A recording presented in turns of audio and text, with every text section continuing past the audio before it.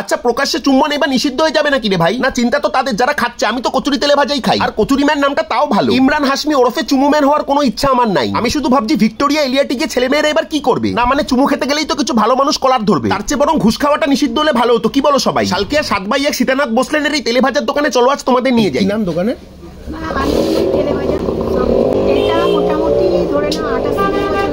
সকালে কচুরি তেলে ভাজা বেগুনি চার কচুরি কুমড়ো বড়া পাওয়া যায়, আলু বড়া 6 টাকা, সব 6 টাকা, কচুরিও 6 টাকা।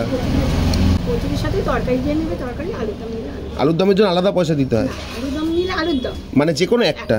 এই 8টা 8:30 স্টার্টিং হলে এখন রাতে 10টা। বিকালে এক্সট্রা কি কি তৈরি হয়? সিঙ্গাড়া ভেজিটেবল ধোকা। ওগুলো কত করে দাম? নাকি রোজ খোলা? তবে প্রথমের কথাগুলো আজ একটু সিরিয়াসলি নেবেন। প্রকাশ্যে চুম্বনের থেকে অনেক বড় অপরাধ আমাদের চোখের সামনে ঘটে, মন থেকে দেখলে নিশ্চয়ই খুঁজে পাবেন। আর এই দোকানের কচুরি তেলে ভাজা বেশ ভালোই খেতে, সুযোগ পেলে না হয় একবার খেয়ে যাবেন। বাই।